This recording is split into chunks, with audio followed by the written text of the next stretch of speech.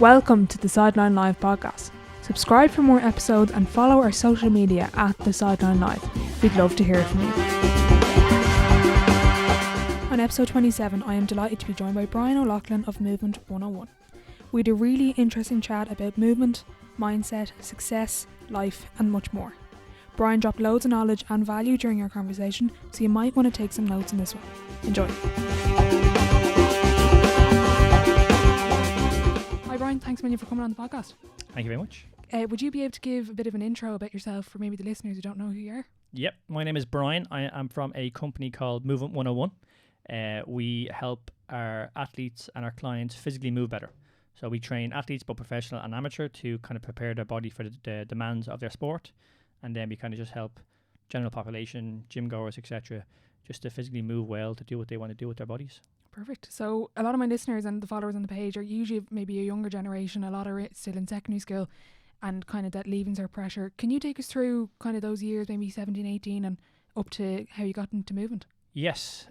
So I left school and what did I do? That's a good question. I actually did a journalism course for 6 months. Okay.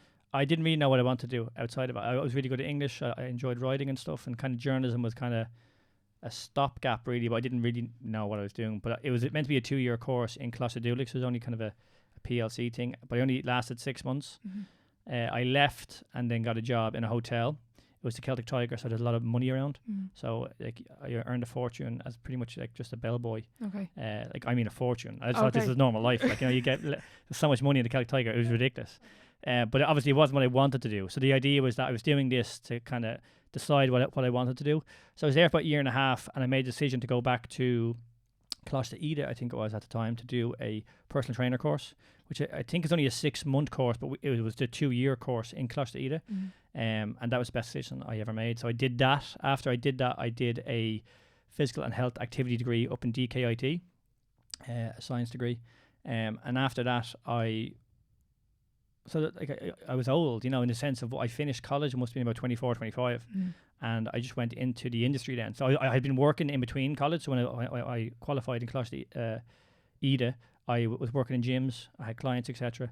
And then I did DKIT. And then after DKIT, I went out to the world and I decided to work half with clients and half in a gym. And then decided to go straight fully into movement and on my own and kind of do this thing. But there was a kind of a segue in between that of why I went to movement. But yeah, it was a long kind of way to get to where I want to get. And that's one thing I would say, if anyone's listening, who is under the age of 25, actually under the age of 30, it's absolutely fine. Like, you don't have to know exactly, especially if you're in school right now and you have no idea, that's absolutely fine. You do not need to know the answer. You more than likely don't know the answer. And I'm quite confident for an awful lot of people, your answer will change in a year, in 5, in 10 years. The biggest thing I would just say is don't be afraid to explore. And don't be afraid to constantly question what you want to do, what you're interested in, and try it. And if you don't like it, pivot. Yeah, exactly. You still have time when you're exactly. Yeah, and but that's the thing. I'm 34 now, and you really forget your age once you get over the age of 30. Like, you can keep learning. Yeah. All the time. I'm not stopping. I'm not slowing down. I'm looking ahead into my life, into my 40s and 50s and 60s, in terms of improving my body, improving my mind, improving my life. You don't, life just doesn't stop when you go out to the world and you have to do this thing forever. You're continually learning and you can do whatever you want to do. 100%. And what got you into movement there? You kind of mentioned it briefly. It was an injury, was it? Yeah, so I was in the industry, just teaching and doing classes and training clients and stuff, but I had a shoulder injury that was really bad that I couldn't get rid of. So I went to people to try and help me, and I got some short-term relief, but could never really deal with the issue. And it really got me down. Like, I got quite depressed. I felt like a fraud as a trainer because I couldn't train myself. I was telling people what to do, but I couldn't do them movements and stuff. And it really made me question me being in the industry then, because I didn't like the idea of just everyone training for fat loss and looking this way. And social media was starting to come into it then. And, it was all about 6-packs and kind of getting your arse out and that kind of crack. But I didn't know enough about movement, so I was exploring movement because of my injury. Yeah. But I didn't know enough about it. But then obviously the more I explored, the better I was physically moving, and I actually got myself moving pain-free, and that kind of gave me a bit more confidence to explore further.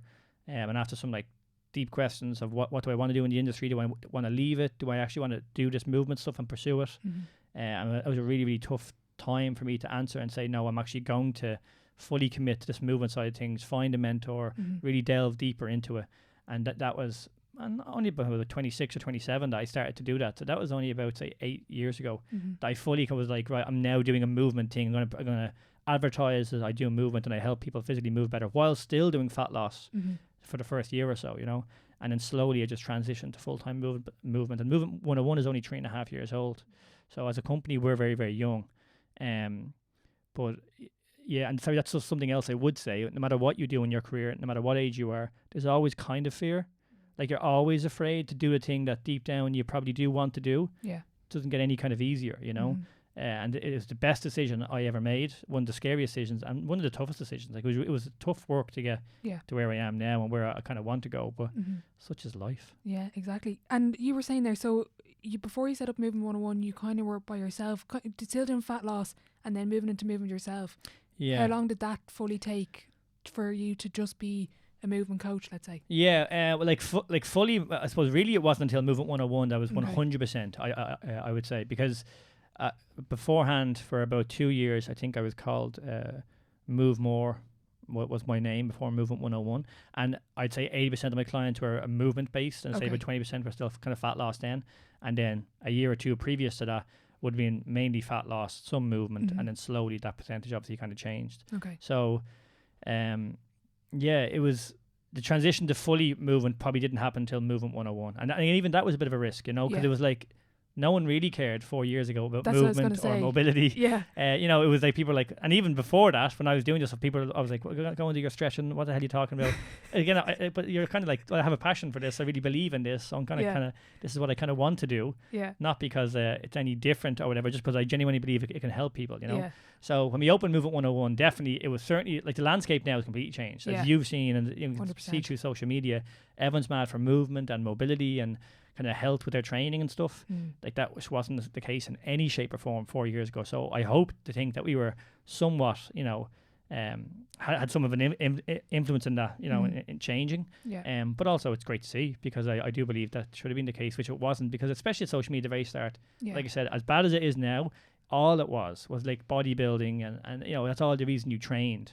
Whereas the narrative is slowly changing to health. It's obviously never always going to be there because sex sells, but yeah, it's sorry, I don't know why I'm rambling on here. No, sorry. No, I understand what you're saying. And I was going to ask, you've definitely noticed then there's a big change in perception, and with general public, was there much at the beginning, not hate, but we'll say backlash or feedback about? Yeah, I mean, I don't know, I wouldn't say, like, hate's definitely too strong a word to say that we got any hate or anything like that, but like, I suppose there was a misunderstanding of why we believed that it was important. The message that we were trying to deliver maybe wasn't as refined as it is now, and like anything else, when you kind of get results, or you kind of show the proof into the pudding, then people can kind of buy into it a bit more, you know. So yeah, like, I mean, like, people were certainly interested in fairness. I mean, they obviously were interested because it has taken to a stage now that it wasn't 4 or 5 years ago.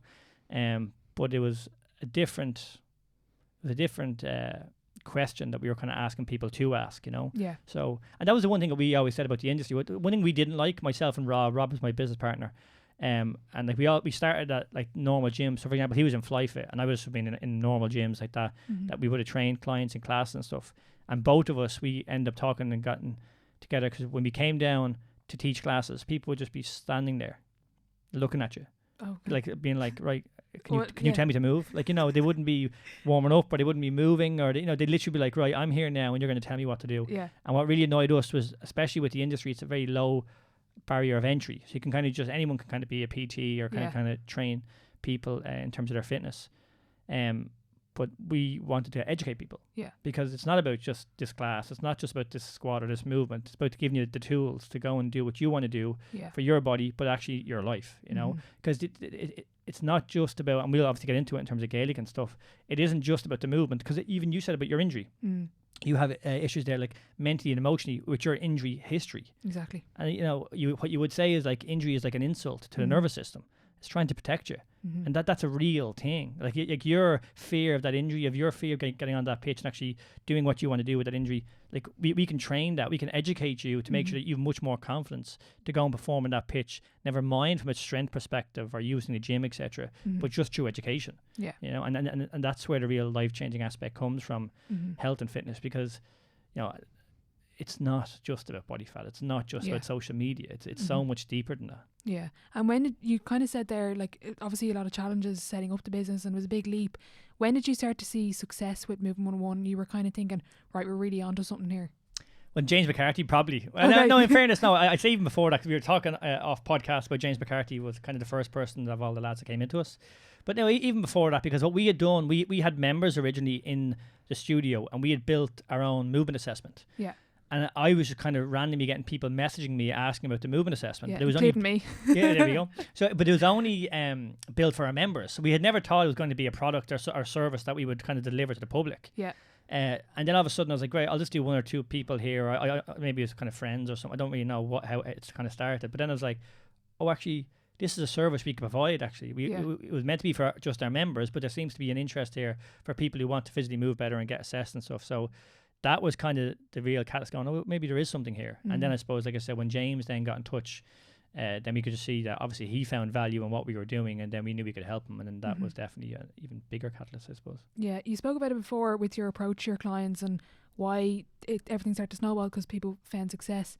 Can you explain your approach? I think it was person first, athlete next, and then specific to your sport, for example, Gaelic football. So again, we just go back to that kind of health perspective. The one thing that we'd always look at for our athletes, say, is just the health and longevity of their body.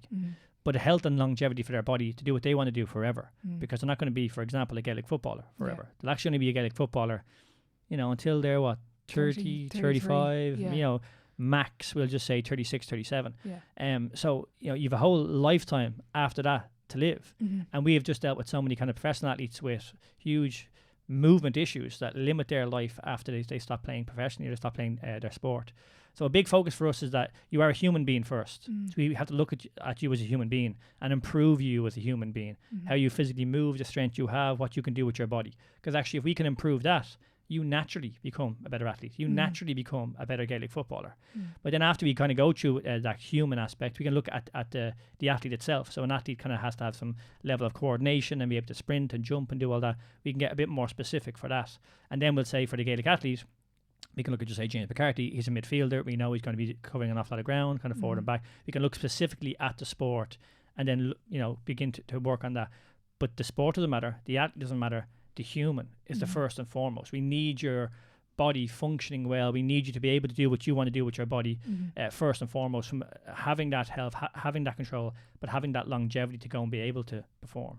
Because our biggest thing is, people always say, like, it's never an issue until it's an issue, and unfortunately, especially in professional sport, most people don't care about their athletes after they're done. It's only about performing now and, performing at the weekend and scoring points or goals for me right now. But in 10 years' time, you're going to be here. You're going to be living your life. So make sure you can move well. Exactly. How come, like, for example, with the professional athletes and maybe, the elite sports people, they've access to physios and all these different people to help them, but why do they come to you? Why do they seek help outside of their sport to come to you and get advice? I don't know, really. I suppose in terms of why they would come to us, maybe to kind of just resonate with the message. Like, it is a little bit different, I suppose. But also, just in terms of what we do with movement and mobility when it comes to sport, professional sport, it's kind of a second thought because they have to get their gym sessions in, they have to get their conditioning in, they have to get their tactics in, they have to get things ready to perform at the weekend. So mobility is always seen as a warm-up, as a cool-down, as foam rolling. It's never really seen as a priority. And that's just one thing that we've always done. We've always programmed it just like strength training, just like you would anything in the gym. It has to be given that nuance, it has to be given that focus, and it has to be given a progressive program over time, because that's how the body's going to kind of adapt, So when it comes to a physio in professional sport especially, they just have to get the player ready for the weekend, and that's what's most important, So they have to just kind of focus more on short-term goals. Whereas because I'm not under pressure from a manager or a team to get performing tomorrow, I can look at it from a longer lens. I can look at it and go, well, look, we are where we are now. Let's look at 3 months, 6 months, 12 months down the line, and let's kind of reverse engineer that. So there's no real pressure on me. And that's one thing I would have said I wanted to get into professional sport from working with these guys. But now I'm happy that I'm not in professional sport. Because I don't want to change my principles in order to get them to perform when I wouldn't necessarily agree that they should perform, So it's nice to be able to be a consultant, say, more so than kind of be having to make decisions for the weekend kind of thing. Yeah, that's interesting. I actually had a question: would you go into it, or would you like to train a team? But that's really interesting that you've gone away from that, and we kind of spoke about it. Your best availability, or your best ability is your availability, and that kind of seems to be the message at the moment in sport. Yeah, and I suppose the biggest, because we've had conversations with a few intercounty football teams and hurling teams, and we nearly got over the line a couple of times to be part of their backroom team. Okay. And looking back now again, it was a good thing it didn't go ahead. At the time, I definitely was disappointed with two teams in particular, because I think we actually would have made them potentially get over the line to win something. But it's just a different thing. Like I said, there obviously is long-term goals that they have, but they just, performance is key. As we know, if Mayo or even Dublin, if they don't perform the upcoming season, there's a huge issue. That has a huge impact on the whole organisation and the backroom team and even funding, etc. and what's going to happen. So, like, there's just pressure for you to perform right now, and it's no good saying, well, that's going to take 12 months and whatever. So that's the beauty in terms of what we can do. We can take these individuals outside of that scope. We can kind of work with them in the long term and really, apply our principles. And do you think that approach is the reason for your success with these athletes or clients? Yeah, I suppose the biggest thing that really would be buy-in, though, that they see the worth of why they're doing it, and they see the importance of doing it, because ultimately, if they don't do the work, they don't really see any benefit or really get the benefit for the pitch, I suppose. So really, for me, it's to make sure that they understand why they're doing it. It's to educate them around everything that we do, so they can ask better questions of themselves, but then they can actually apply the principles to their own training, so they don't need us. I think that's the biggest thing in terms of what we're trying to achieve as well, is there's principles around what we do. Not necessarily it's about this movement, this one movement, but more the underlying principle behind why we do that movement. If you can apply that to your own training, if you can apply that to your own life, well then off you go. You have tools now for life to implement, and you don't need us.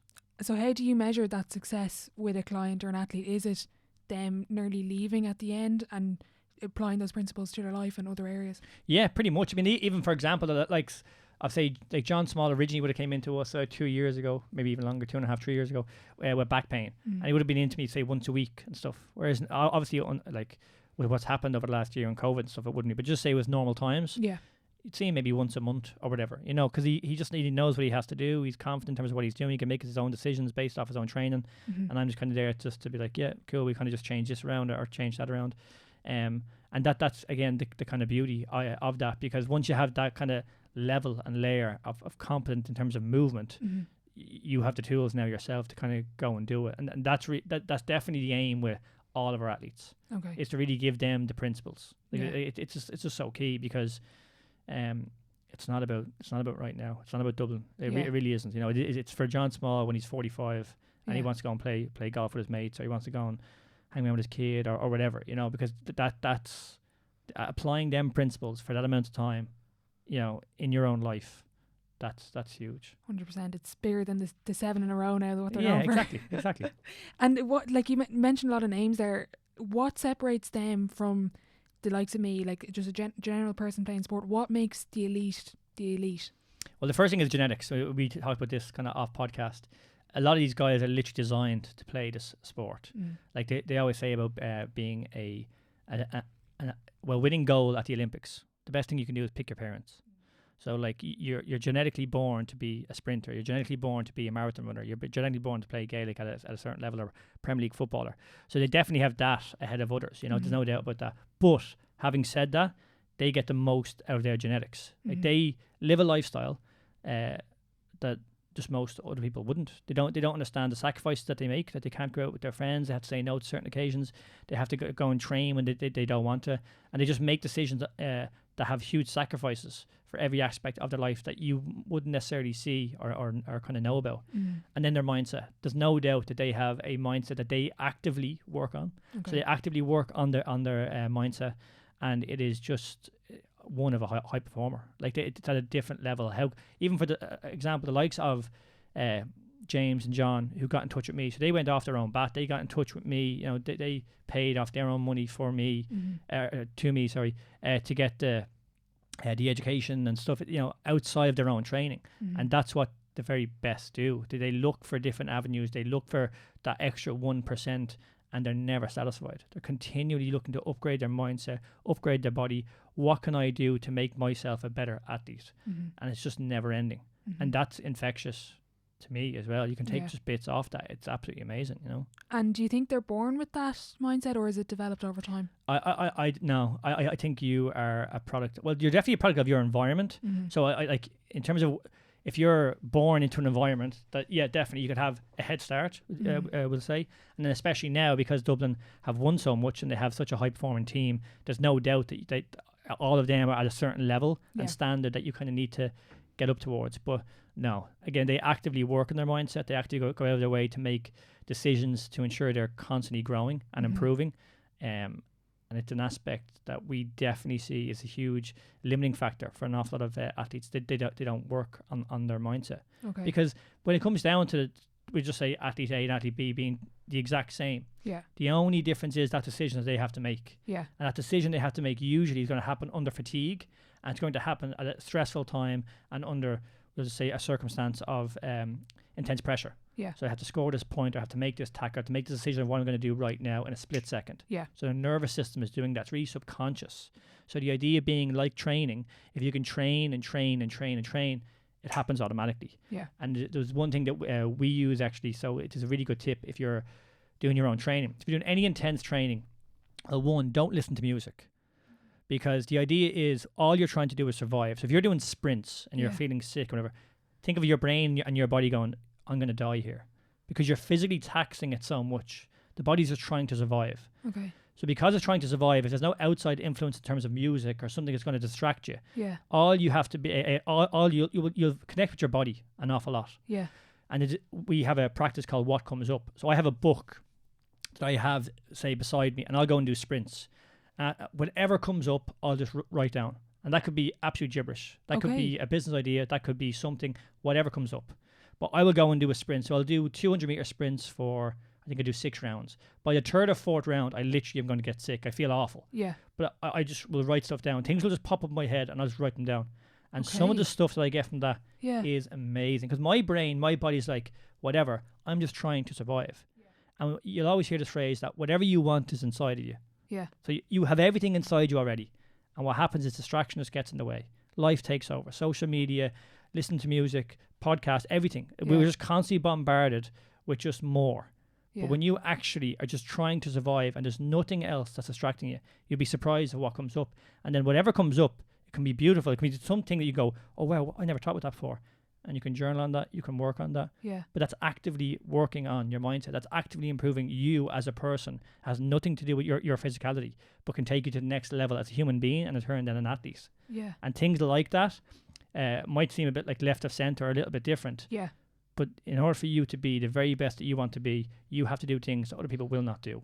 100%. It's literally as simple as that. And that's what, again, people do. So you'd never look up to somebody, no matter who they are or how successful they are, and go, I can never do that, or he's done this, or they're lucky because of that. And go, you've no idea how hard they've worked. Anybody, no matter how gifted or lucky they were to get to that position, has worked to get there. And the tools you have at your disposal to do that are massive. They don't cost a huge amount of money. They just take effort. They just take time. But they ultimately take a bit of discipline to do. I love that, because I'm a devil for, do everything, listen to music or podcasts, and that's really interesting. I'm going to try it now, training. And it's quite tough as well, because I would have been the same. It's like even going to bed, I would always listen to the podcast. It's like a distraction of going, because this one thing I always say as well, for the last year I've been purposely meditating and really making sure that I get it done. And what my mentor always said to me, like, people literally can't sit with themselves in a room for 10 minutes. And again, you might have heard, they go, oh yeah, whatever. Try right now to do nothing, but sit down.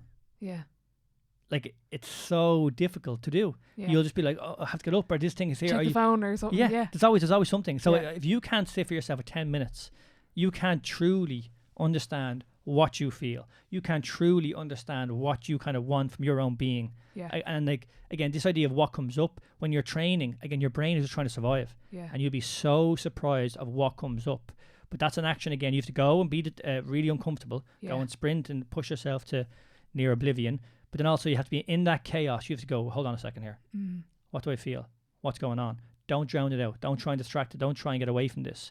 Just sit with this. Just allow it out. And then you can journal on that. But that's a system. That's a system that you can use Geez, imagine doing that for a year. I've done that for a year. Imagine doing that for a year, and what could come up and what you can learn from that, and how you can go deeper from that. And that's the difference of the 1% of people who really perform in sport, but also just in life. Yeah, I love that. I'm definitely going to rob that. And I actually had it written down as a question, but, and don't take this in the wrong way or any athlete listening, but there's actually nothing really special about you or any of these athletes. As you said, they just do it. They have the discipline and they just do it every day, and they don't let life get in the way. Yeah, and the thing is, life does get in the way. And when the shit hits the fan, that's terrible, and let's go again the next day. And that's what James Clear, I think we we're a big, there. Big fan. Yeah, so like Atomic Habits, but it's just like you've systems. That's why you have a system. The system is there because the chaotic nature of life will take over. But I know I'm going to sprint twice a week. So I know I can do my what comes up twice a week. Now, if I can't sprint today because my child is sick, well, I sprint twice a week. I've only done it once this week. I've got 3 more days this week. I'm going to sprint one of these 3 days. You know, so life takes over. I can't do it right now, but there's a system here that I stick to, that I do, that if I do this, I know I'm going to get the result just because I'm being consistent with that, you know? And again, that is the difference. That they show up when they don't want to. They make sure that they can't do it today, that they will do it tomorrow. You just have to do things you don't want to do. Like you really, really do. It's that simple. Like it really is that simple. Yeah, I was actually on Instagram there yesterday, and there was a couple of athletes I followed. Just out of coincidence, they all had to do a running session yesterday, and they all actually put up, well, the people who share stuff on social media was, I actually don't want to do this running session, but it's out of habit, and it's because I have to do it that I'm doing it. But I genuinely just want to sit home and. Brilliant. And I think it was James Clear as well, but being successful at that, they're really good at doing the boring stuff. Yeah. And that's the difference between the professional and the amateur. Yeah. He just keeps doing the boring stuff. And it's really true in terms of what we do in business and being an entrepreneur. There's a lot of boring stuff that's very monotonous, and you have to keep doing and make sure that it's done. And if you keep doing that, that will compound over time. And you know, and that is the difference. 100%. You spoke before about it. I think it was kind of like a time hack or something you had, but for training.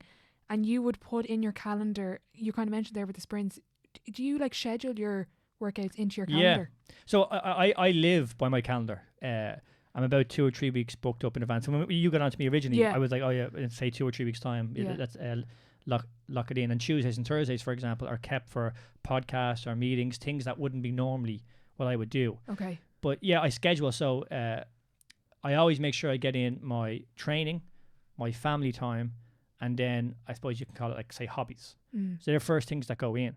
So I make sure that when am I going to train, I'll put that down 4 times a week, and then twice, we'll say, for sprints. My family time with my child and my wife, I make sure I'm putting that in. And then my hobbies, if I'm going to play golf or do whatever. So they all go in first every Sunday. Yeah. And then everything else is built around that. But even with that, so every Monday we have meetings with all of our team. There's about 4 or 5 meetings that we have.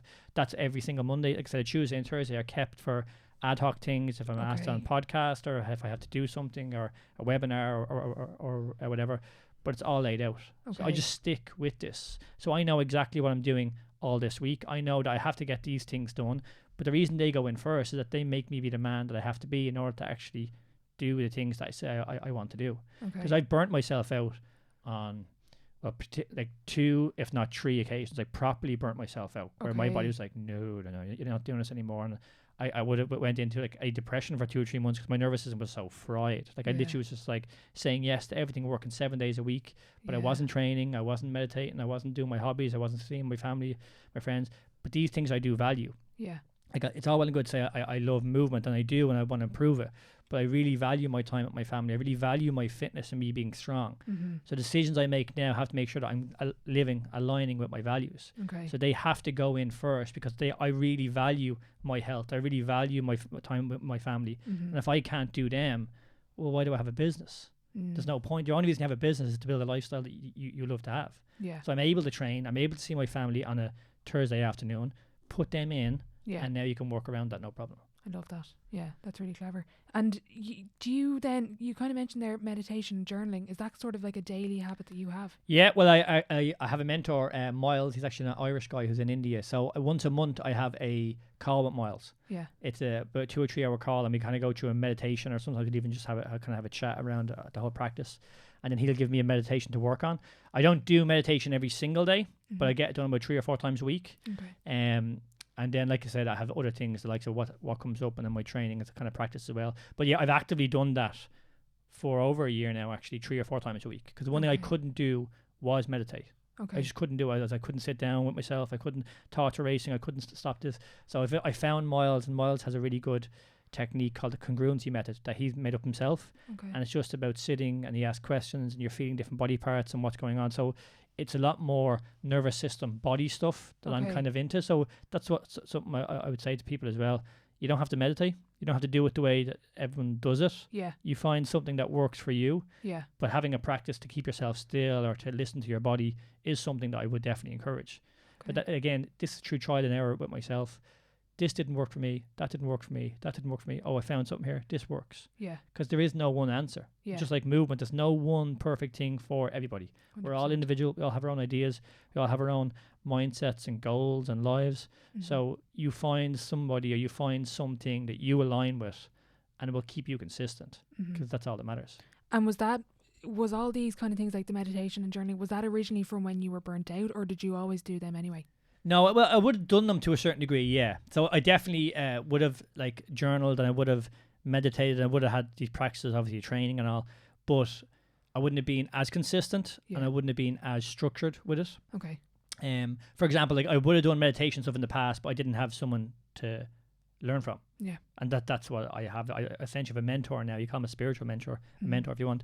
But like that's the difference, is I have someone to hold me accountable. I have someone to teach me a new way, and I have someone that I can ask questions about or learn more from, as opposed to just going onto YouTube or just hopping onto Spotify and hopping onto an app, which I would have done, or read a book or something, you know. Yeah. The difference is I'm actively learning off somebody else. I'm paying somebody, and that, I think that's the difference for me. That's been a game changer. And then like, I've had experiences now under meditation of something that you might hear of, like mad experiences that I would have never had previously. Okay. And it's just a consistent practice over time. And the beauty of all of this stuff for me is it just shows me something that I hugely believe is just how adaptable the human body is. Yeah. But you have to do the work, and 100%. it's not easy. So you have to put a system in place. But you really, like, I think the biggest thing for me is just finding really what you want from life, having a clear vision, and then being that person today.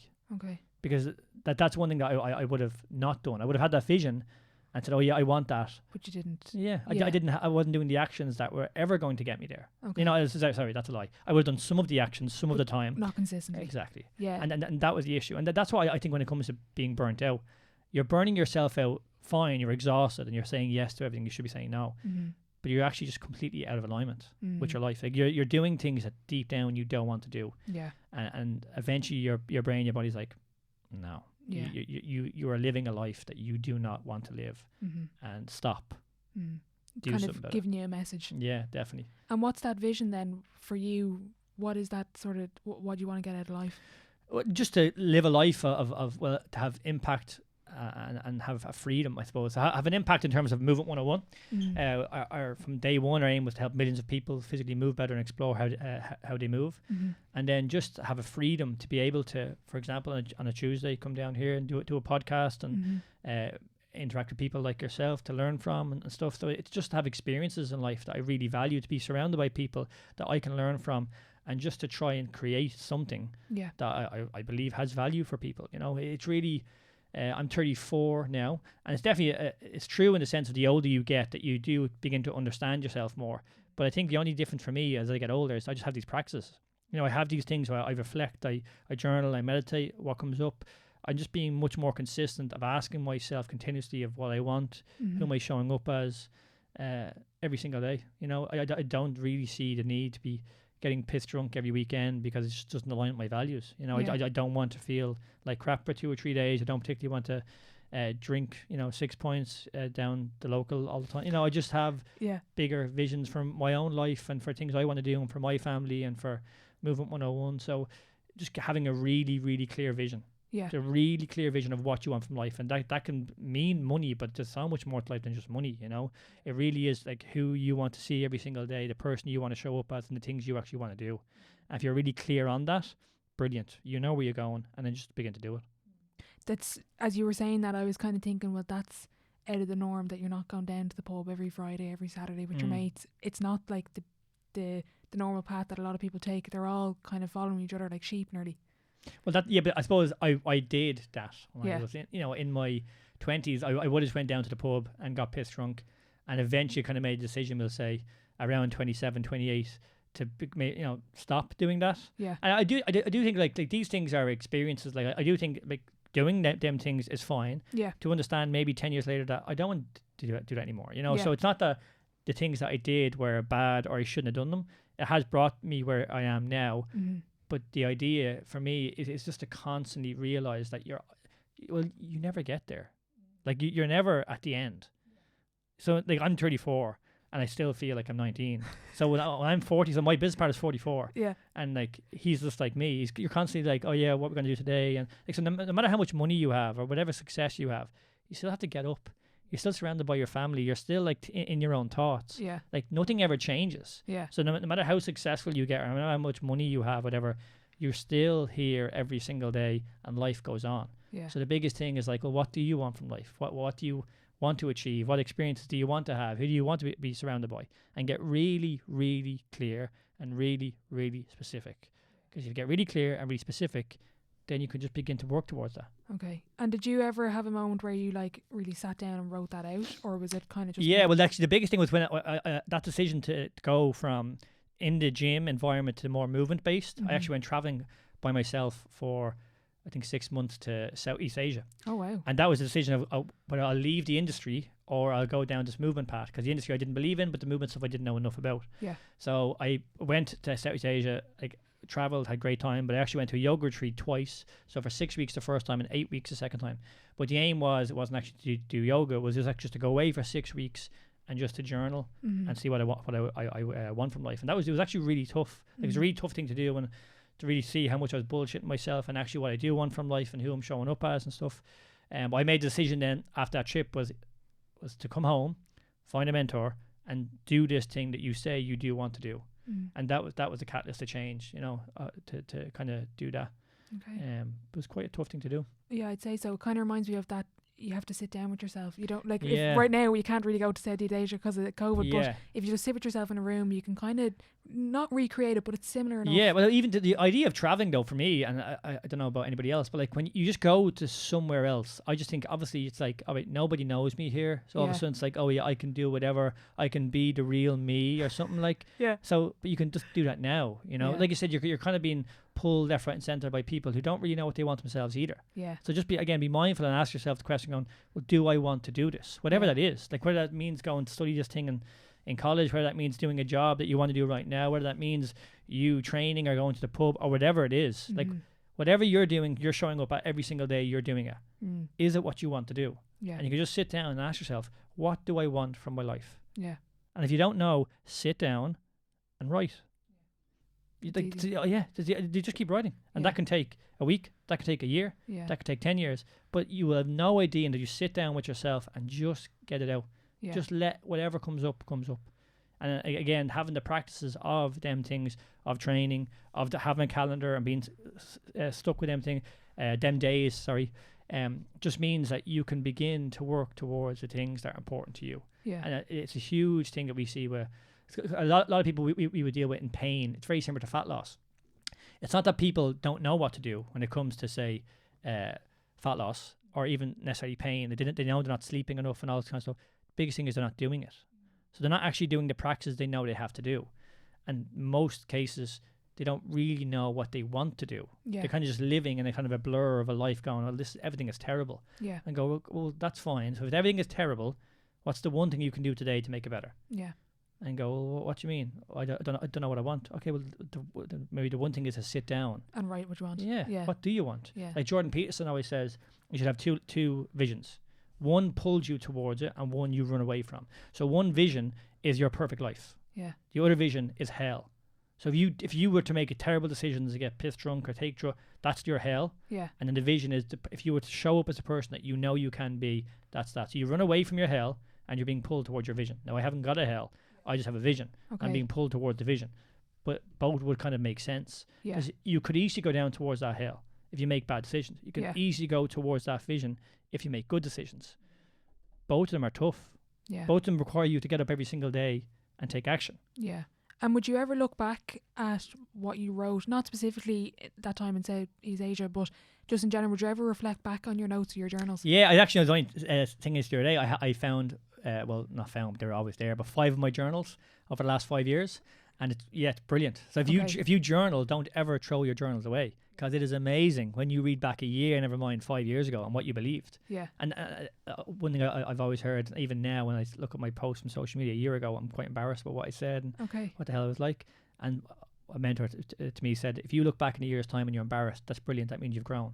I love that. And if you look back in a year's time and you're like, oh yeah, I'm deadly, you're literally the same person you were a year ago. Yeah. And the idea is that if you're not growing, you're kind of staying static, and really staying static is essentially dying, because we're ever evolving. So the idea is that if you're continually growing, you should look back at some stage and you go, what was I thinking? But the best thing with that is when you look back and go, oh my God, I thought that 5 years ago. Yeah. I would never think that now. Yeah. So imagine you go, what can I think in 5 years' time? Yeah. So and that's the beauty of life, because you are where you are now, but where do you want to go? Just keep taking steps forward. And when you look back, you go, wow. So like self-reflection is something that I probably don't do enough. I think is really, really important, because I'm constantly creating and you're looking to do the next thing and building all the time. But reflecting on how far you come, reflecting on what you used to believe in, the person you used to be, makes you really appreciate going, okay, like enjoy now the present, Yeah. And when you say journaling, what I love about it is we can all have different types of journaling. We can all do it differently. How do you journal? Well, there's a couple of things I do. So my journal will always be 3 things I'm grateful for. So I'll always have that at the start. Then I will say 3 things I have to get done for tomorrow. So I'll usually do this in the even time. 3 things I have to get done tomorrow, and then what I got done today that has to be taken over tomorrow, and then 3 things I have to get done tomorrow. And then I'll just write. And usually it's on the day. Okay. So, either I'll go, oh, today was a great day, or today was a terrible day, or this thing happened today. And I'll just write. Okay. And then if it's something that's good, that could turn into, so something like, say, that was good last week. I was like, oh, today was a really good day. We had this happen. The business is really good. This project is coming aboard. And then over this. And then Sailor, my daughter, came up to me and did this. And before I knew it, I was just writing about Sailor and my child and how much I love her. And that went on for pages. So it kind of just goes wherever, you know. But there's a system there that I'll make sure I write about the day just gone by, good, bad, or indifferent. And then it could go kind of anywhere. Okay. What we were talking about, we weren't specifically mentioning athletes, but as you were saying, it's that constant improvement and looking for it. That's my, I don't know if you have a definition of high performance, but that's sort of my interpretation of it. What do you think is high performance? I don't know, really. I think that it's so many elements to it, Like high performance for me, definitely it means like having standards. Okay. And then you having to show up to them standards every single day. Okay. Because like, again, something else that I've done over the last 2 or 3 weeks is I wrote my eulogy. Okay. So I look back on, someone will read out the father I am and the man I was and and it's actually really revealing. It's really like, it's actually a really, really difficult thing to do. It makes you realize how bad of a son you are, how bad, how areas of your life that you're not really giving 100% or that you should be much better in. Okay. But that's going to raise my standards. That's going to make sure that I kind of try and, be better. Yeah. And I think that's just what high performance is to me. Yeah. Is you're just continually trying to grow as a human being. And it's not just, because high performance at the top level isn't just about sport. Yeah. There's so many aspects to it. And that's the one thing, like, so for example, if you are an athlete, something happens in your personal life can massively affect your performance. Yeah. They're human. They're human beings. So a high performer for me just makes sure that their whole life is what they want, essentially, because if they're showing up as a better husband and father, they're going to be a better person than athlete on that pitch. Yeah. So you're just continually trying to improve every aspect of your life and just be a better person. And that's the standards that you have, and that transfers then to everything. And that's the one thing I get from all my top level athletes. Like, they're much better footballers or Olympians than I could ever be, ever in a million years. But there's so much that I can just take from their life and what they do and their mindset that I can just apply to my life. It's amazing. And I actually had a question there. What have you taken from them? What have you applied? I suppose like this not the single-mindedness, but the belief in terms of who they are from the work that they do, I suppose. Okay. Because they do have, like, like they would lack confidence in certain areas or trying to go and perform or whatever, but they leave no stone unturned. The best of the best don't. Yeah. They leave no stone unturned. And a lot of the athletes that I work with, who are the best, say, they are so giving to me.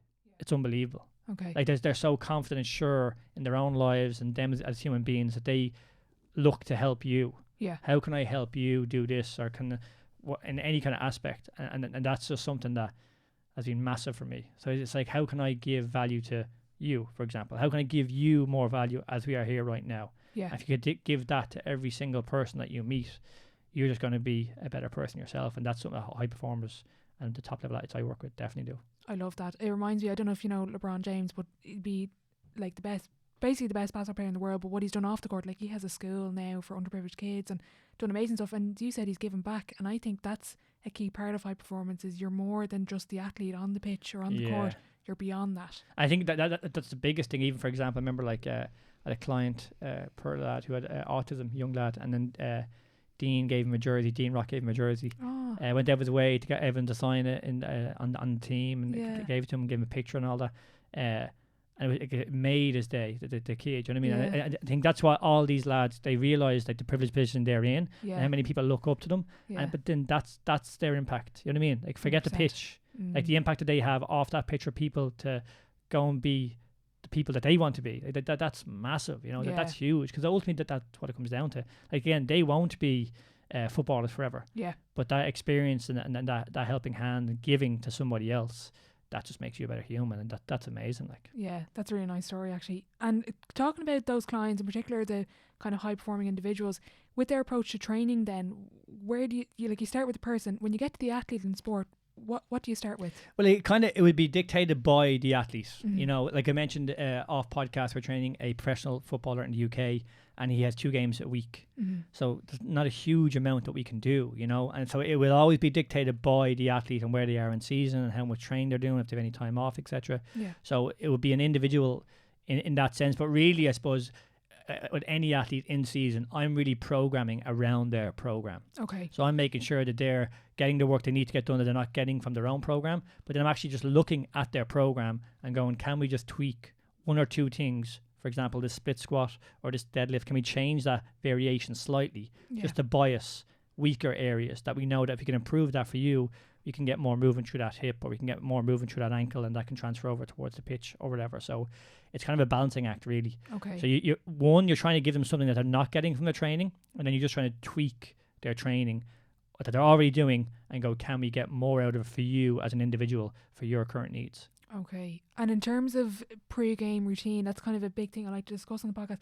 Is there anything specific you give? I know it probably depends on the athlete, but is there anything specific you give to them to do before a match and kind of get activated? Yeah, again, it would be like, if anyone follows me on Instagram, like we're big fans of kind of like, say, active movement.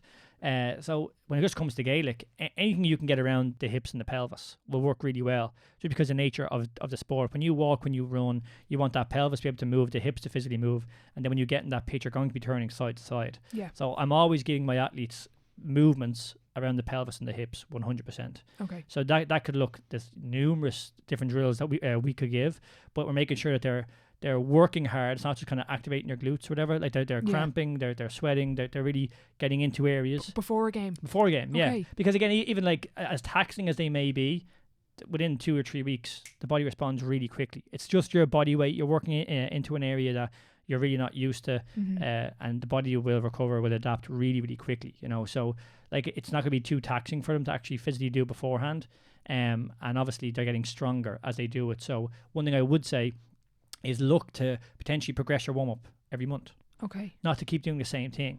Because the warm-up is, although it's meant to activate and get you ready for what you're going to do, the idea is that you've kind of adapted to this warm-up. You're kind of past this one that you've done for 2, 3, 4 weeks. So the aim is like, right, cool, can I do a kind of slightly harder one next month? Yeah. Because if you do that every single month, by the end of the year, you're now doing a warm-up that you couldn't have done a year ago. Yeah. So now you've got more control, you're much stronger, you're able to push your body a hell of a lot more.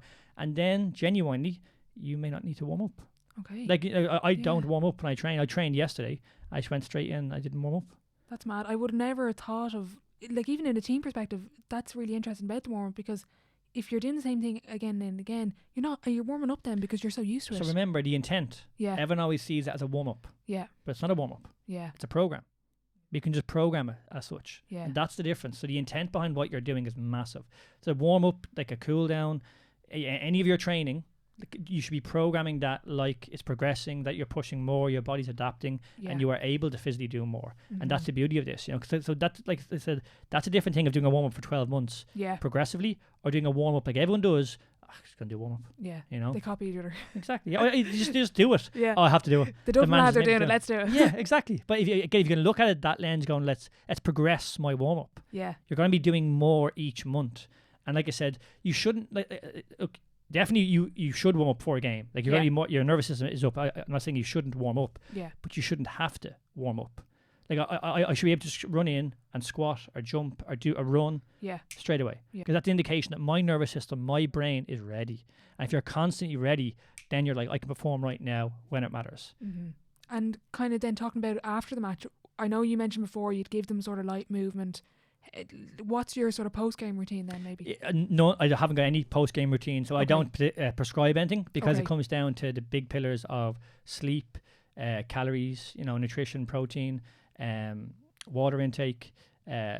All of them things are so much more important. Okay. Because if you haven't got them levels and layers and blocks in place, you doing a cool down or stretch for 10 minutes. Exactly. It's not going to make a huge difference. And again, you're trying to ask yourself better questions. Have you got these fundamental foundations in place? Because you doing a 10-minute cool down is not the issue. The issue is that you're only sleeping 5 hours a day, or you're stressed at nines because of your job, or you're doing way too much training. You're training 6 days a week and your body's not actually able to recover. So again, the warm up and cool down, whilst important, you have to look at the bigger picture. Because if you can get the bigger picture right, the cool down and warm up look after themselves, and they're kind of a supplement to that foundation, just like say supplements are. Again, you can take all the supplements in the world, but if you're not getting the amount of calories and proper protein in, then again, you're just not being able to recover or push your body or get strong and build muscle. And that supplement isn't going to be having the same effect at all. I like that analogy. It's what you're doing is nearly more than movement. It's other things beyond that. And that's kind of the aim really as well, because people always ask, what's the movement for my hip or what's the movement for my back? And then we'd have a questionnaire. It's about 20 questions long. Okay. And it's nothing to do with your hip or your back. It's all to do with your lifestyle or your mindset or your training volume or your like it's like if you are training 6 days a week and like I said you're sleeping 5 hours a night and you have an issue with your back, I can give you an exercise in the world, but it's not gonna help. You're training like crazy. You're not sleeping. Like your body is so stressed that you're now adding more stress with a different exercise onto it. Yeah. You don't need more stress. You need quite the opposite, less stress. Okay. So a lot of times when we train clients, we just change our volume around. We wouldn't stop them training. Yeah. We go, well, how about we go to, instead of you doing 4 sessions of 2 upper and 2 lower, let's make them 3 whole body. Let's just do that. So we're taking out 1 session a week. We're still hitting all the areas, but now we're giving you an extra day to recover. And you go, geez, I actually feel better doing that. Okay, cool. You know, because there's diminishing returns eventually. You have to keep the goal. Yeah. What are you trying to do? Drop body fat and build muscle, or perform on that pitch? They're 2 different things. And with that questionnaire, what are some of the questions that you ask surrounding maybe sleep and mindset? Well, even just like how many hours of sleep would you get? Mindset, do you actively work on your mindset? For example, we say, how many nature hits do you get a week? So it's like, do you get out at all in nature? Did you go for a walk? What else? I'm just trying to think. Well, injury history would obviously be a big one. What is your injury history?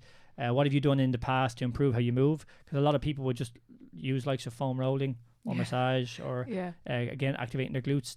What the approach they're taking isn't necessarily the best approach.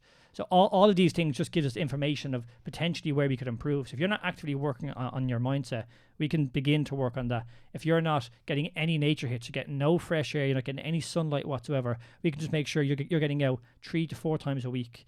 Making sure you're getting out for 10 minutes with no music, you're getting natural light, and do that first thing in the morning. That can completely transform your sleep. Yeah. So all of a sudden now, it's nothing to do with your actual sleep and you being stressed. You get no sunlight whatsoever during your whole week because you're working and then you're going training at nighttime. Yeah. So we can just get more sunlight.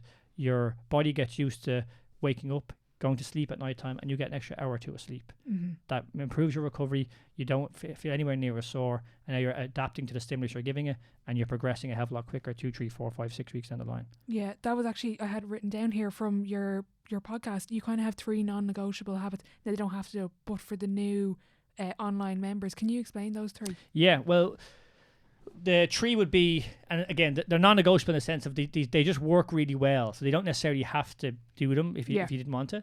But one would be to get natural light.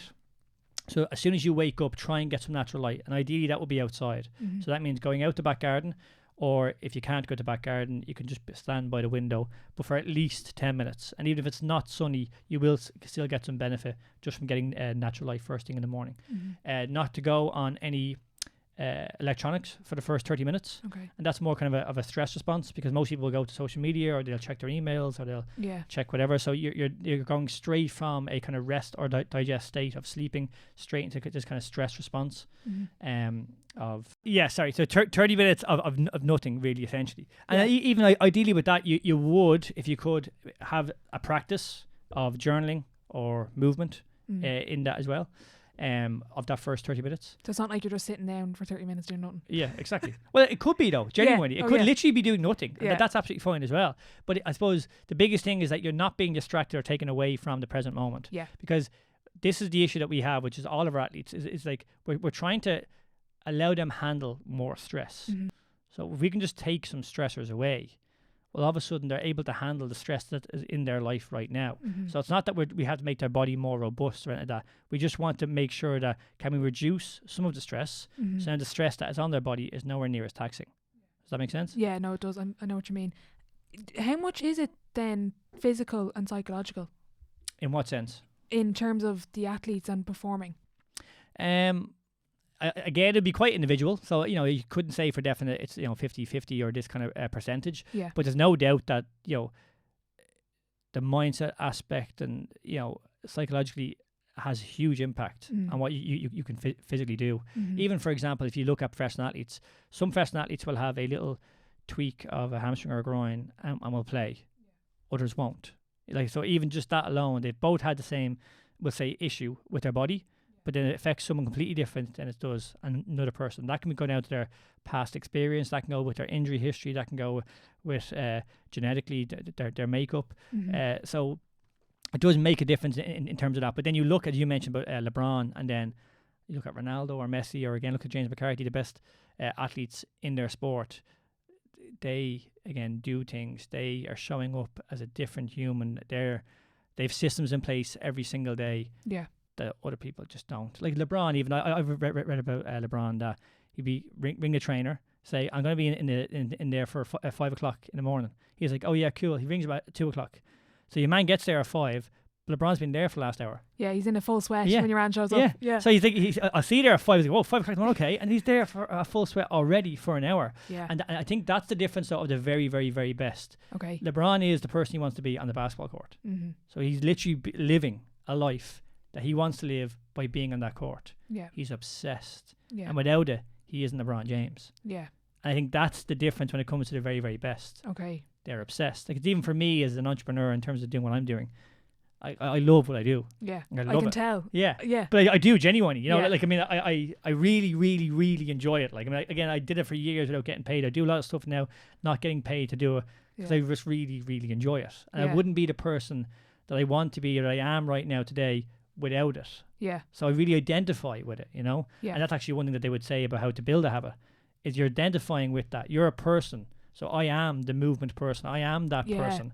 And LeBron is the basketball player. He's the best person in the world. So he embodies that. Everything that he is that. Yeah. Yeah. Do you think you have to be obsessed with it though to be the elite? Is that the 100%. difference? Yeah. I genuinely do. Yeah. Okay. I think it's impossible. Like, if you want to get to the top level of anything, and that could be in any industry, you have to be obsessed. Because the best thing I mentioned there about doing the boring stuff. Yeah. You will not do the boring stuff unless you're obsessed. Okay. You just won't. You'll get too bored, or it's too much effort. Yeah. But if you're obsessed, it's just what you do. It's in your makeup, because you just understand that if I don't do this thing, I can't do this thing that I absolutely love to do. Yeah.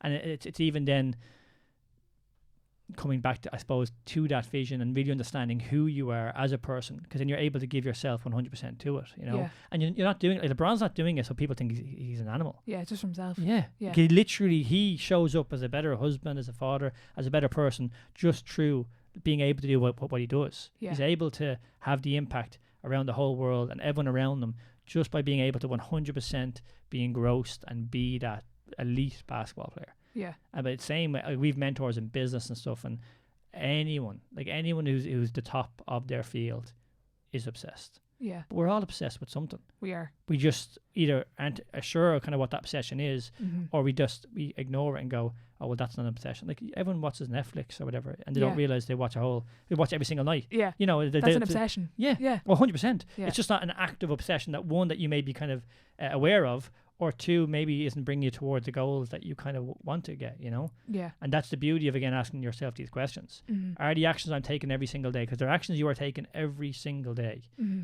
that are giving you the results you have right now. Yeah. So you can change that. You're currently on that path to, let's say, to success, because I get the sense that you're not finished yet and you've plans coming. Does it get overwhelming? Do you ever think, this isn't great, is this too much? Yeah, there's no doubt. I mean, it's such life, really, you know. Like I think like if anything was easy, everyone would do it, and life isn't easy, you know. Yeah. So it definitely does.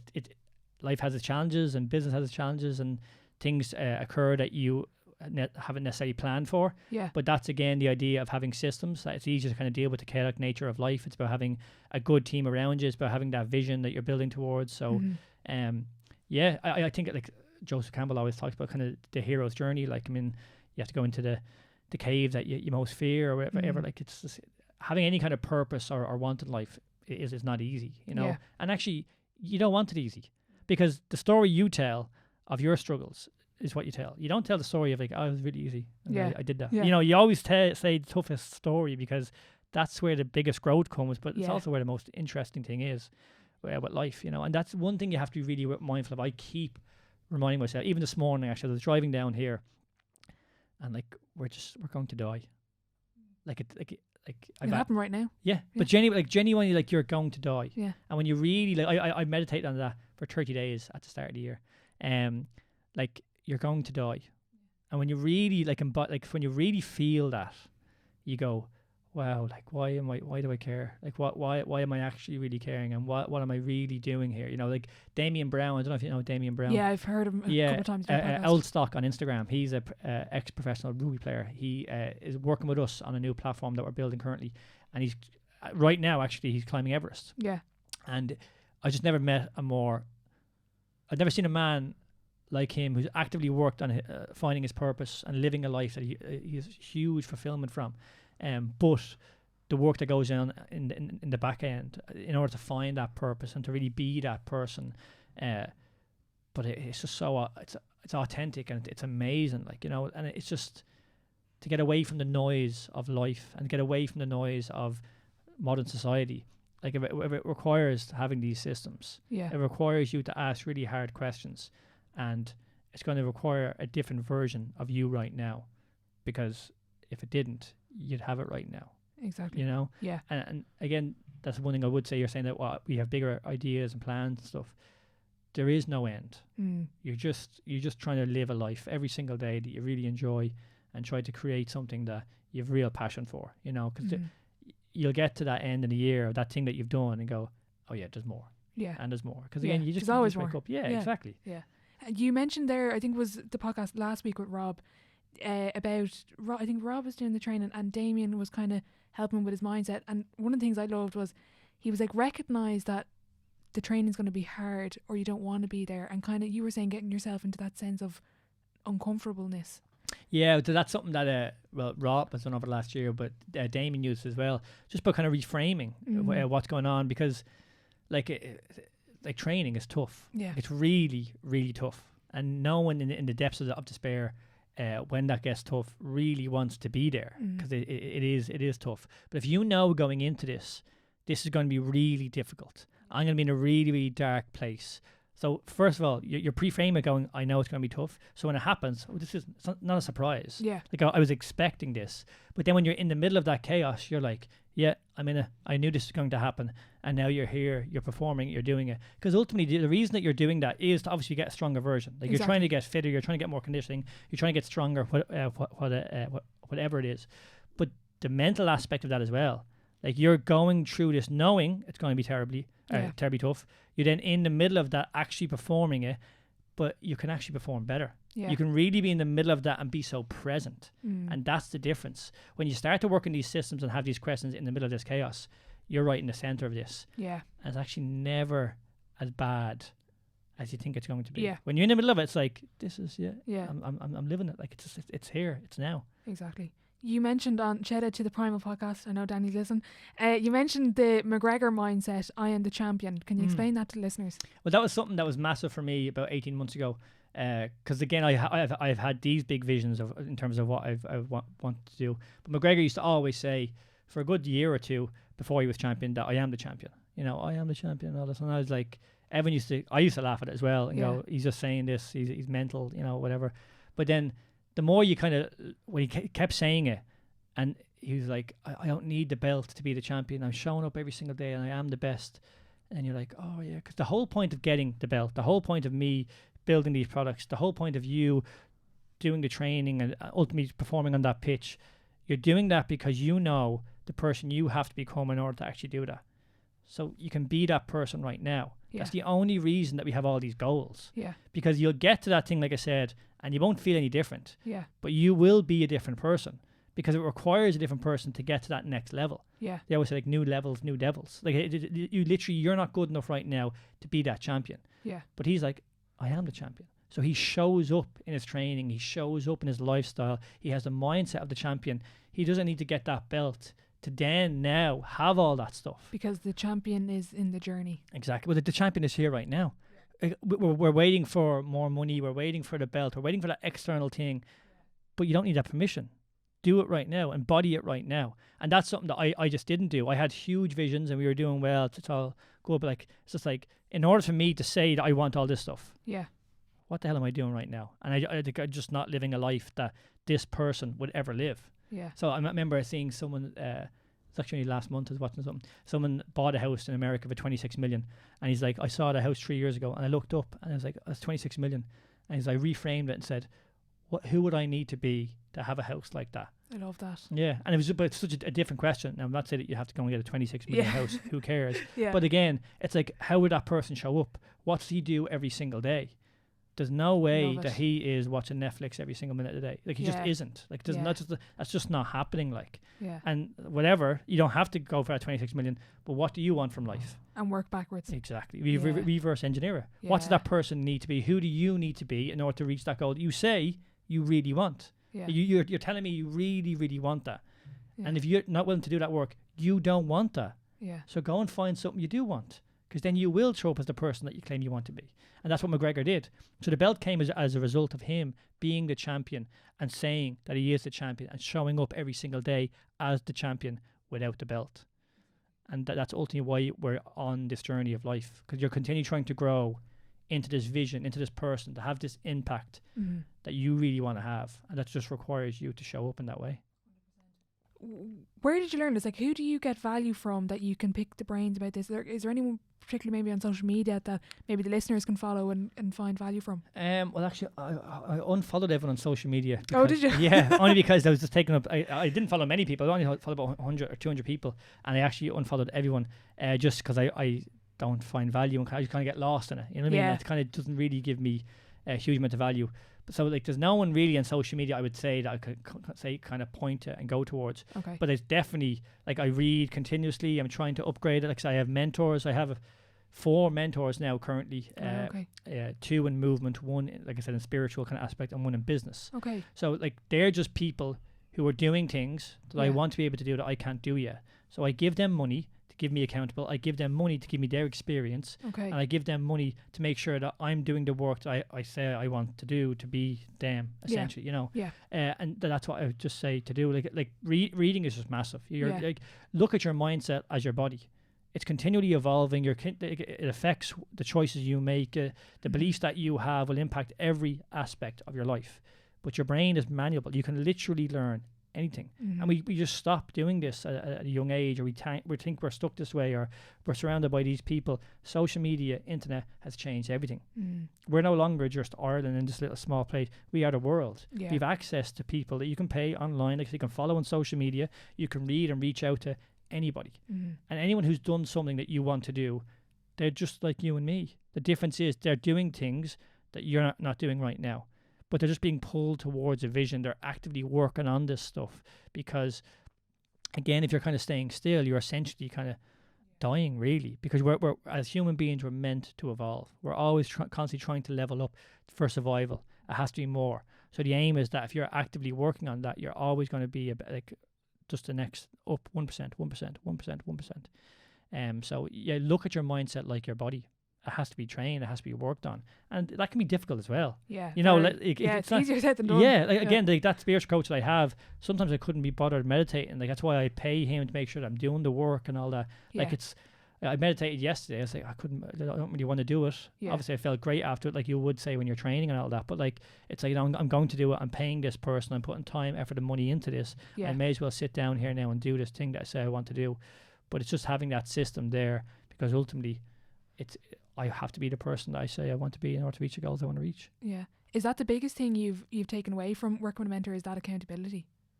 Yeah. Also the accountability, but also seeing the inside of what they do. Okay. Like when it comes to business, even for example, there's like I have a mentor who is, say, 3 or 4 years ahead of me in terms of what he can actually do in terms of his business and the impact that he's had. And when you see the inner workings, you go, wow. Okay. And you might from the outside went like, oh yeah, that's just lucky, or I could do that, or whatever. But then you see what he does, and then even say my spiritual coach, like what he does and the mindset that he's in. That's I see what he does. Like all the work that he does, even the movement aspect side of things, the detail and everything that they do. Like, there's a reason why they have so much knowledge and why they're reading and what they're teaching and the results they're getting, etc. It's like every one of them just really gives you an insight into their life, the practices that they have every single day, and it really reveals where you're kind of missing, you know. And that's the beauty of it. A mentor just opens up a world to you that you can make mistakes for 3, 4, 5, 6, 7 years, and you might get there, but like you're just going down dead alleys. It's going to be much, much tougher, and you might actually struggle to get there. But that mentor going, I've done this thing that you want to do, here's the path. And it's not any easier.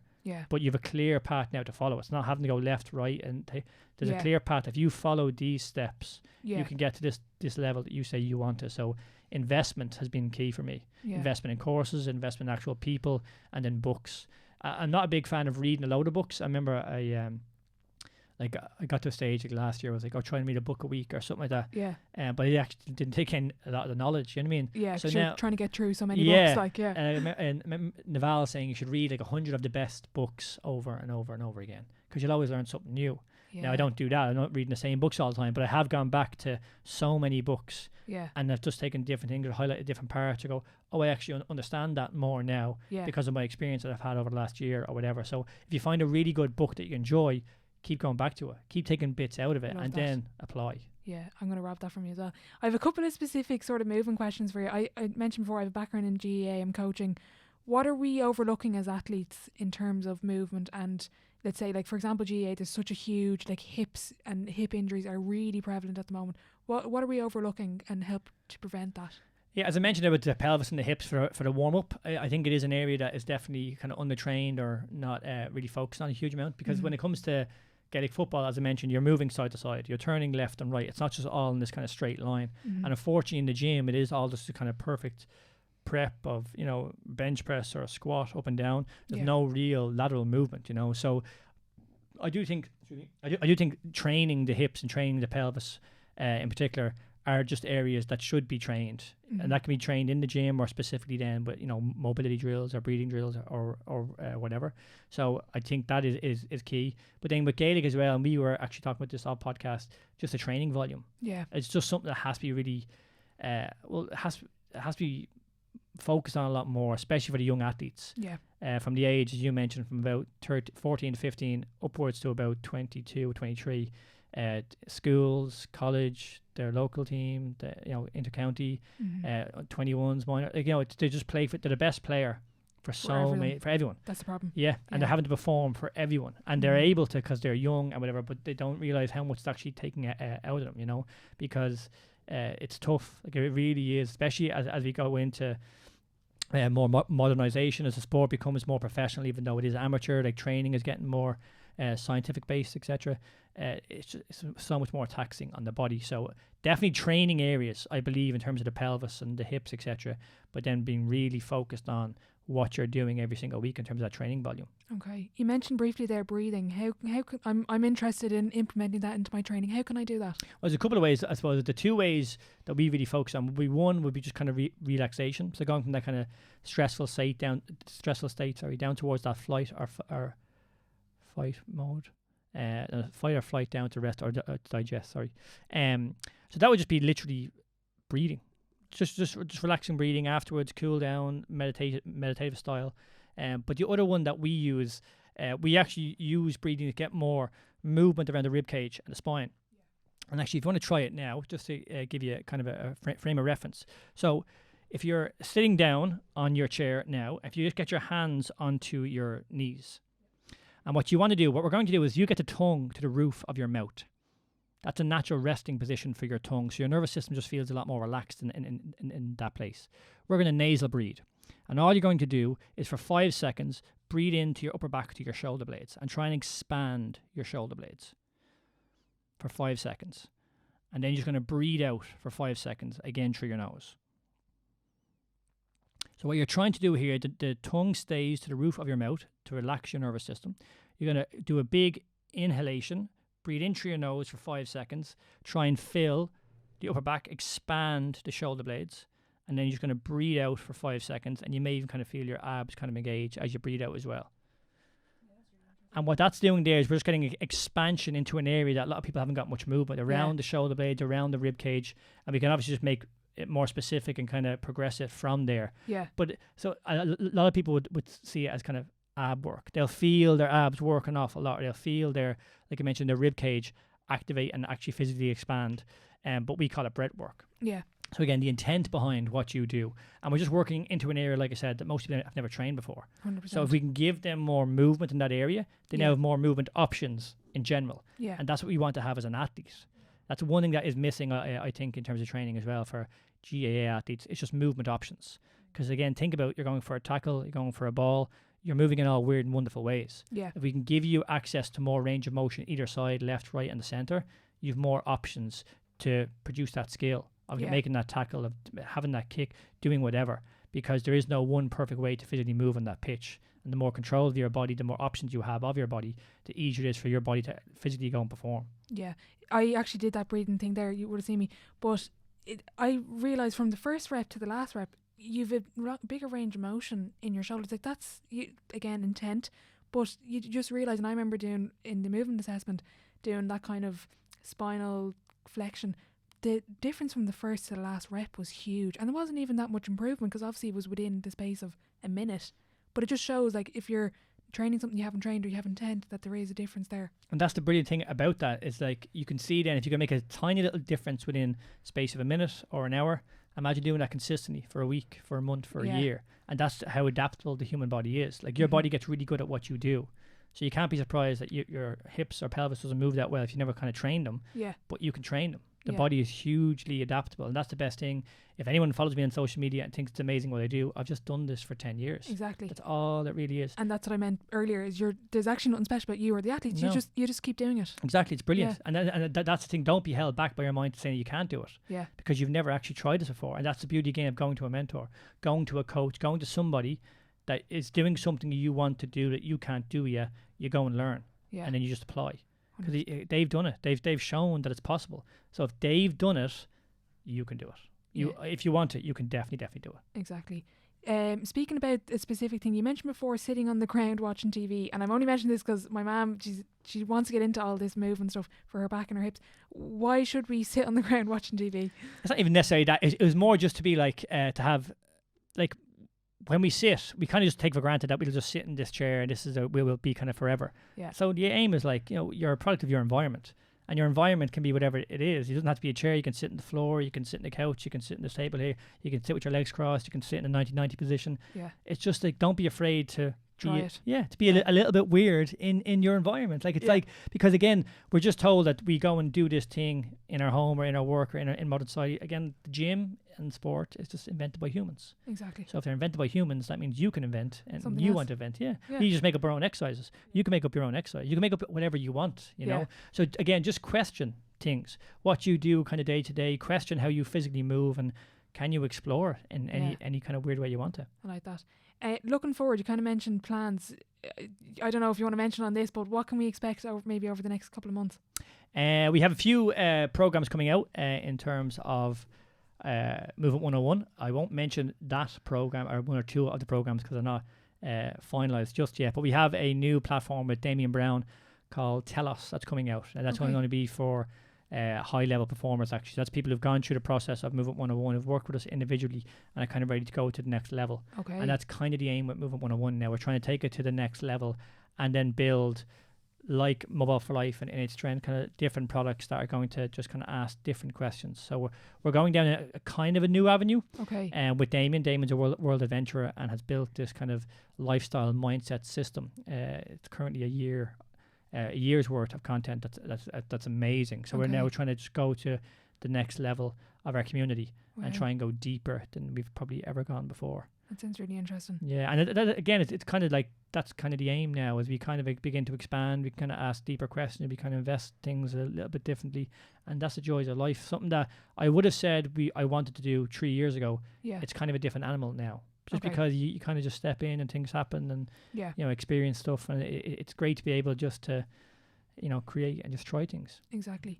Longer term then, maybe let's say 10 years down the road, where do you see yourself? Can you maybe picture yourself that far away? Yeah, well, what am I now? 34, so 44. Yeah, no, I definitely still see Movement 101 being here in some shape or form. What that shape or form would be will probably be a lot different than it is now.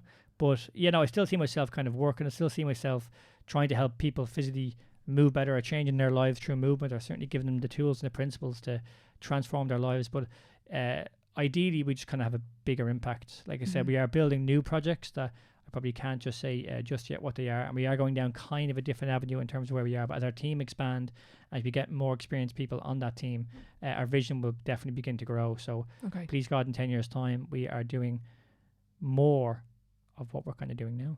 Okay, interesting. And before I move on to Sideline 7, who would you like to see on the podcast? Maybe a particular athlete. They don't have to work with you or not, but I might get your help to get them on. Okay, who would I like to see on the podcast? I would like to see, I'd like to see James McCarthy on here, because I'd love to chat to James. Yeah, because James, as we mentioned, like especially when I started working with him initially, he's really grown into like a serious athlete, and his mindset in particular was someone that I learned a huge amount from. And I have a huge amount of respect for what he's kind of grown into as an athlete, because especially now, he all he knows is winning. Yeah, that's how good he is. Yeah, and he's been a huge key driver in that team. 100%. In order to get him to that level, he sets standards for himself that he ends up meeting, and it almost pulls everyone around him to that standard as well. And he takes that into his own career. He takes that into his own personal life as well. So I just think his story, even outside of Gaelic, never mind in Gaelic though, would be huge, because I think he's been a huge catalyst and driver for that team doing what they've done. 100%. Will he be on the Movement 101 podcast? We'll get him on eventually, yes. Yeah, eventually. At some stage. Yeah. So the Sideline 7, it's the same 7 questions for every guest at the end of each episode. Question 1, what is your favourite quote? Favourite quote? Yeah, I was thinking about this because you sent me the questions, and I was thinking what it could be. I don't necessarily have a favourite quote, because it's kind of like there's so many, and a lot of them are kind of cliche.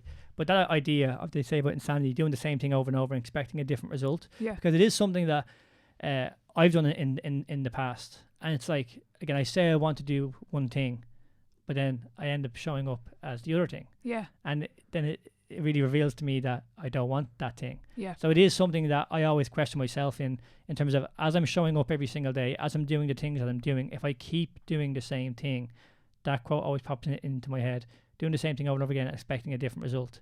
So that means to me that what I say I want, I don't want. So I have to find out what I actually really do want. So it just makes me reflect on what I'm doing, because I keep doing the thing I say I don't want to do. Yeah. I have to change tack then and find a new way of doing something that I want to do. Yeah, Does that that make kind sense? of ties into this whole conversation what we had. Okay, I like Yeah, that. it's nice to wrap up. Best sporting event you've been to? Best sporting event. Oh, I've been so many. They're amazing. Off the top of my head, in fairness, I think it has to be down in, it was Mount Juliet when Tiger Woods came over for the first time. Wow. Yeah, we Yeah. went down for the practice day on, and it was the first time I saw Tiger. I was hugely into golf as well, and I met so many of the players. We actually went backstage. We went behind the scenes Deadly. and met loads of the players, and that was a kind of a game changer for me in terms of my golfing aspect. It was kind of the first time I met really big superstars as well. I think I Okay. was about 12 years of age. Wow, okay. And yeah, that was kind of that's something that's always stuck in my head and I've never ever forgotten. Yeah, that's a pretty cool moment. What was that like, meeting your heroes? Yeah, it was really cool. Yeah. Because they were all really, really like amazing. And then it was because it was like watching a movie. Yeah. Because it's just something I would see for years, them on TV. And now these people who were from America and different lands were coming over here. And I was just like, oh my God, they're real people. Like they were literally like, I couldn't believe it, like, you know. Yeah. So yeah, it's always stuck in my head. And it wasn't even necessarily Tiger Woods, he just happened to be there. But everyone else around it, like lesser known players who I can't even think of now. But like, yeah, it was amazing. Yeah, It was so cool. It's class. I was reading a story about Rachel Blackmore there during the weekend after she won. Some guy put it up a couple of years ago. His son was down watching the races and he went around, asked people his autographs, and they gave autographs or whatever, but she took him in to the backstage and made sure everyone got the autographs. And I just thought that was a really nice moment because That's they so say cool. not to meet your heroes, but Yeah, when they're nice like that, and as you said, they're real people, that's really cool. yeah, experience. and that is the beauty though as well. That I've met so many kind of athletes over the years. Like they really are just real people. You know, Yeah. like it's crazy how much we put them up on the pedestal and as if they're different than you and me. You know, Yeah. like they have the same fears, they have the same challenges that we have every single day. You know, and the beauty of that is just knowing the power you have to achieve what you want to achieve. 100%. Biggest setback or challenge so far in your career? In my career, it probably would have been that aspect, I suppose, of deciding to kind of go into more movement. That was a big kind of setback and challenge that I kind of had to get through. Yeah. And then, like I said, I've burnt myself out twice, pretty big in terms of movement 101 times. Okay. And again, that quote going back to doing the same thing over and over again. Like the second time, I was doing the same thing that I did the first time. Yeah. And it's like you can't just keep doing these things, you know. So it was a challenge for me to show up as the person that I wanted to show up as, and maybe that I wasn't living a life that I really did value, you Yeah. know. But challenges are kind of happen every single day, you know. Yeah. Like they're good things really, because again, both of them things that happen in terms of me burning out and having to take some time off from work was like the best thing ever happened. Yeah. You know, like it really, really was. And without them things, I wouldn't be the person I am today or doing the things that I'm doing today. Yeah. And I look forward to the challenges ahead, essentially. That's a good mindset to have. Then on the flip side, then your biggest achievement? Biggest achievement, I suppose, would be my little daughter, I have to say. Yeah. She's amazing. She's 18 months old, and it's madness when you have a child. There's a love that you feel that's actually undescribable. Okay. And it's because this child, God love her, it means if she's in your company and without you, she's nothing. She's going to not survive. So all the pressure is on you, but it's also a huge privilege as well. So Yeah. that, because as much, don't get me wrong, everything I do is definitely for movement, but there's a family aspect for me and my wife and my one child. I will be having a few more children in the future as well that you can never kind of take away or replicate. So that's been the biggest achievement so far. Yeah, that's a lovely. She'd be delighted now if she listened. Yeah, which won't understand it, so it's fine. Advice to your 18-year-old self? 18-year-old self. Yeah, I was thinking about this. I don't know what advice I would give, because what I would say is kind of like, yeah, just keep going, even though I Okay. didn't know what I was doing. You know what I mean?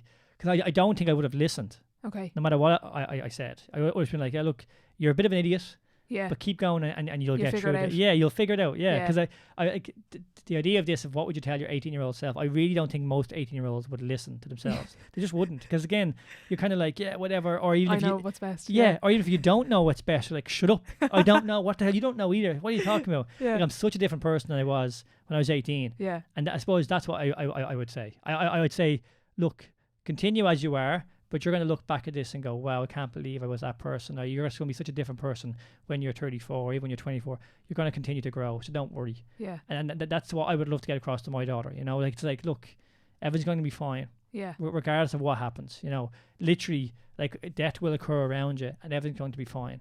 We're going to die and everything's going to be fine. Yeah. Like, it's going to be fine. Yeah. Like, just It's going to be fine. It is though, but genuinely, like, Yeah. just show up and live your life. You know what I mean? You don't have to have all the answers because no one does. You're not going to always know what to do or what the next step is. But the idea is that everything is going to be fine. Whatever happens, we'll move forward. Like human beings, they're hugely adaptable and can get through any like chaos and awfulness in life because it's happened left, right, and centre and has done for literally thousands and millions of years. You know what I mean? So, yeah, I would say keep going. You're going to be all right. Would you wish you have journaled back then so now you could look back? Yeah, that'd be interesting actually. Yeah, And I wonder, because I always wondered about social media when I was 18, because I see young people now and social media, and I wonder if I would have been inspired by the entrepreneurial side of stuff and the mindset side of stuff, or would I got lost down the toughness of social media, you know, because obviously it is quite tough for young people with social media. So yeah, I don't know how I would have taken all of this stuff or what I would have been like, but journaling would have been something that would have helped regardless of what, and even just to look back, just because the idea of even just talking to someone or writing your own thoughts down, it's a huge thing because it's not just in you and you're actually able to understand it, whether you actually read it and understand it, but just by getting it out, you're actually understanding what's inside of you. You're actually getting what's inside of you out and you're processing it, whether you're doing that constantly or not. And that's the beauty of actually journaling. And again, like you said, there's so many ways to journal. I just call it writing. Like, it's just writing. That's all it has to be. You just write. And what do you write about? Whatever. Don't overthink these things. It's the same with like movement. What should I do? Like, how can I move? Don't overthink it. Work into areas that you're not working into right now. Move your hip this way. Move your spine that way. Well, it's a bit tight there. Of course it is. You'd never move there. But just explore. It's the same with writing. It's the same with your life. You know, try things that you want to try that kind of feel good or working towards your goals. You know. So sitting down with your own thoughts and just getting them out there is invaluable for so many people. Dream dinner guest, and why? Yeah, I was thinking about this as well. I don't know who my dream dinner guest would be, but I think it would be someone like who's done. I think it would be someone in the past who's gone through a bit of hardship and like. Well, not necessarily got through it all, but had learnings and teachings, you know, to give. So, who that would be, I don't really know. But like, I do know that it would definitely be someone who was. I suppose no. It would, if I was to say an athlete of someone that I kind of really respect and look up to and had a tough time, would be Tony Adams off Arsenal. Tony Adams was an amazing footballer for Arsenal, centre back, and he. Went through some real hardships with alcohol and he came out the other side. So I'd actually love just to hear his journey. Because I actually think there's so much worth and value in just listening to somebody else who's gone through so much. And you can just take bits from that. Like it's not necessarily about someone who's achieved a huge amount. It's actually about someone who's just survived actually something that's from the outside in looks pure chaotic and they've actually come out the other side. It's kind of like, do you want to talk to someone with, let's say, 10 All-Irelands or who maybe fell at the hurdle of 10 All-Irelands and learned from those? And even just the beauty of that as well, of like kind of getting someone that would have a vision in terms of even someone who's changed now in comparison to what they did previous as well. Because I think that it is important in terms of our growth and our evolvement, that we are evolving, that we do change, that we're not just this footballer forever. Because again, you won't be, and eventually you're going to have to let go of that, you know. So that doesn't define you, you know. You're a human being first and foremost. So, you know, who are you as a human being? To remember that as well. Final question then, if your life was a book, what chapter would this be called? This chapter would be called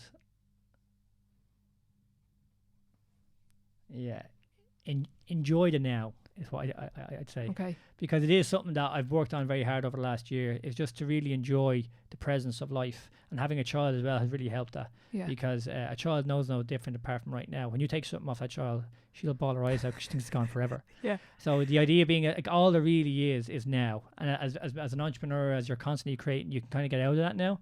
So just enjoying it right now. This is something that I've always wanted to do. It was a dream 3, 4, 5, 6 years ago, and I'm living it now, and there is no end.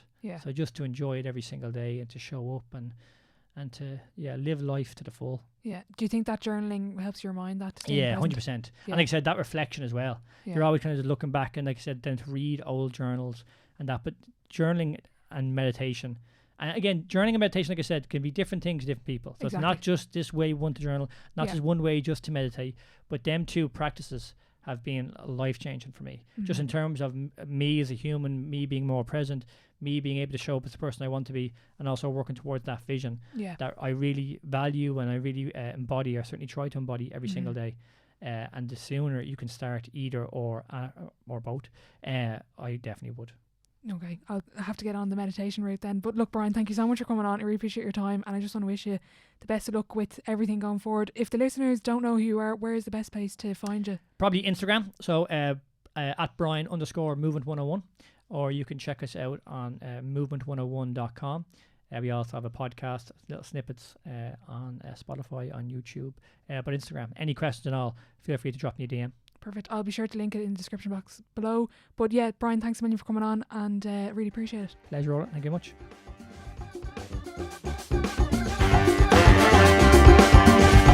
A huge thank you to Brian for joining me on the podcast. There were so many amazing takeaways and teaching points in that episode, so be sure to let me know over on social media at The Sideline Live what you thought of the conversation.